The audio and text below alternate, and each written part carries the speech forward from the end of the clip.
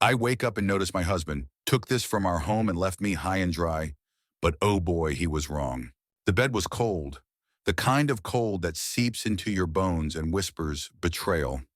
I woke up to silence, not the usual clatter of Mark's coffee mug or the hum of his morning routine. Then I saw it, the blank spot on the living room wall where our family portrait used to hang, a gaping wound in the heart of our home. Sarah blinked, her breath catching as she stumbled out of bed, her bare feet slapping against the hardwood floor. The house felt wrong, like it had been gutted overnight. She wandered through the rooms, her heart pounding louder with each step. The kitchen was pristine, no dishes in the sink. The office was bare, his laptop gone. Her eyes darted to the corner where her grandmother's antique vase should have been gone. The painting, the one they'd bought on their honeymoon in Florence. The one she'd poured her heart into choosing it was missing too. A note sat on the coffee table, scrawled in Mark's careless handwriting. "I'm done. Good luck." She stood frozen, the paper trembling in her hands. Done after 12 years of marriage, 2 kids, and a life built brick by brick. He was done. Sarah's chest tightened, rage and grief wrestling for control. She checked her phone. Her bank app showed a balance of $12.47. Their joint account, the one with their savings, their kids' college fund, was drained. Mark hadn't just left. He'd taken everything. The paintings, the heirlooms, the money, the trust. He'd left her high and dry, with 2 kids to feed and a mortgage payment due in a week. But oh boy, he was wrong. Sarah's first instinct was to collapse, to let the weight of his betrayal crush her. She pictured him smirking, probably halfway to some cheap motel with his new fling, the one she'd suspected for months but never confronted. Instead, she straightened her spine, her jaw set. She wasn't the fragile flower Mark thought she was. She'd been the one balancing their budget, raising their kids, and keeping their home from falling apart while he played the charming entrepreneur. If he thought he could break her, he'd underestimated the wrong woman. She called her sister, Emily, who arrived within the hour, her face a storm cloud of fury. "That snake," Emily spat, pacing the living room. "He thinks he can just vanish with everything we're finding him." "Sarah, I don't want to find him," Sarah said, her voice steady despite the tremor in her hands. "I want to fight back." Emily raised an eyebrow. "Fight back how? He's got the money. The stuff, everything." Sarah's eyes landed on the empty wall again. The painting. It wasn't just sentimental. It was worth thousands, maybe tens of thousands. Mark had always bragged about its value, claiming he'd scored it at an auction. But Sarah had done the research, tracked down the artist, and verified its authenticity. If he thought he could sell it and disappear, he was about to learn a lesson. She spent the morning digging through old emails, finding the auction house records and the certificate of authenticity she'd insisted on keeping. By noon, she'd called a lawyer friend, Rachel, who specialized in family law. Rachel's voice was calm but sharp over the phone. "If he's taken assets from the marital estate, we can freeze his accounts and track the sale of that painting. But we need proof he's trying to sell it." Sarah's mind raced. Mark was impulsive, not stupid. He'd likely try to offload the painting quickly, probably through one of his shady art dealer contacts. She remembered a name, Vincent, a sleazy gallery owner Mark had mentioned once. She Googled him, found his gallery's website, and sure enough, there was a new listing, rare Italian landscape, 19th century, anonymous seller. The description matched her painting perfectly. "That's it," Sarah whispered, her pulse hammering. She forwarded the link to Rachel, who promised to file an emergency injunction to stop the sale. But Sarah wasn't done. She needed to know where Mark was, what he was planning. She logged into their shared cloud account. Mark had never been good with passwords and found a trail of digital breadcrumbs.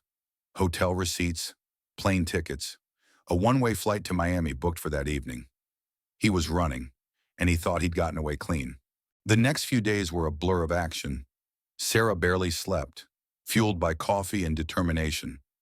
She hired a private investigator, a grizzled man named Tom who smelled faintly of cigar smoke and had a knack for finding people who didn't want to be found. Tom tracked Mark to a flashy Miami hotel where he was living large, wining and dining his new girlfriend, Claire, a woman half his age with a penchant for designer bags. Sarah's stomach churned at the photos Tom sent Mark, laughing. Claire draped over him, the painting propped against a hotel room wall like a trophy. He's planning to meet a buyer tomorrow, Tom said over the phone. Some big-shot collector. I can tail him. But if you want to confront him, now's the time. Sarah hesitated. Confronting Mark meant facing the man who'd shattered her world. But it also meant showing him she wasn't broken. She booked a flight to Miami, leaving the kids with Emily. On the plane, she rehearsed what she'd say, each word sharpening her resolve. This wasn't just about the painting or the money. It was about reclaiming her dignity, her strength, her life. The Miami heat hit her like a wall when she stepped off the plane. Tom met her at the hotel, his eyes scanning the lobby like a hawk. He's in the bar, he said, nodding toward a glass-walled lounge. Sarah peered through the window and saw Mark, all charm and fake smiles, sitting across from a man in a tailored suit. Claire was there too, sipping a martini, oblivious to the storm about to hit. Sarah pushed through the doors, her heart thundering. The bar was dimly lit, the air thick with the scent of whiskey and perfume. Mark's eyes widened when he saw her, his glass pausing halfway to his lips. Sarah, what the hell? You thought you could take everything and run. Her voice was low, but it cut through the chatter like a blade. Heads turned, and Claire's perfectly manicured nails froze around her glass. Mark recovered quickly, flashing that salesman grin. You're making a scene, babe. Let's talk outside. No, Sarah said, stepping closer. We're talking here. You stole from me, from our kids. That painting. Our savings you thought you could erase us. The man in the suit shifted uncomfortably, glancing between them. Is there a problem, he asked, his tone clipped. Sarah turned to him, her voice steady. That painting you're about to buy, it's stolen. It's mine, and I have the paperwork to prove it. She pulled the certificate of authenticity from her bag, slamming it on the table. The bar went quiet, all eyes on them. Mark's face reddened, his charm crumbling. You're lying, he spat. This is my painting. She's just bitter. Bitter? Sarah laughed, sharp and cold. You left us with nothing. Mark, nothing.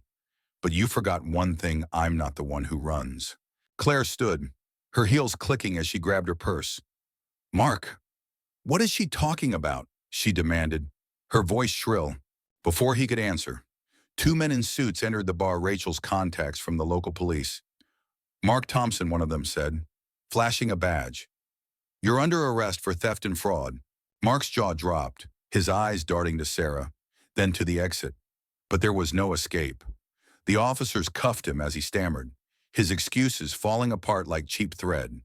Claire fled, her martini abandoned, her face pale with panic. The painting was seized, returned to Sarah's possession, and the buyer, humiliated, apologized profusely. Back home, Sarah hung the painting back on the wall, its vibrant colors a stark contrast to the chaos of the past week. The kids ran to her, their laughter filling the house with warmth. The bank account was still empty. The mortgage loomed, but Sarah felt lighter. She'd faced Mark, faced her fears, and won. The lawyer had frozen his accounts, and the courts were moving to recover what he'd stolen. It wouldn't be easy, but Sarah knew she could rebuild. She'd done it before, every time Mark had let her down. This time, she'd do it for herself and her kids. The victory wasn't just in getting the painting back or seeing Mark in handcuffs. It was in the fire that burned in her now, the certainty that she was enough. Mark had thought he could break her, leave her high and dry. But oh boy, he was wrong. She was stronger than he'd ever know, and she'd make sure her kids grew up knowing it too. What do you think? Did Sarah do the right thing by confronting Mark head-on? Or should she have let the law handle it quietly? Share your thoughts on justice and betrayal. In Masur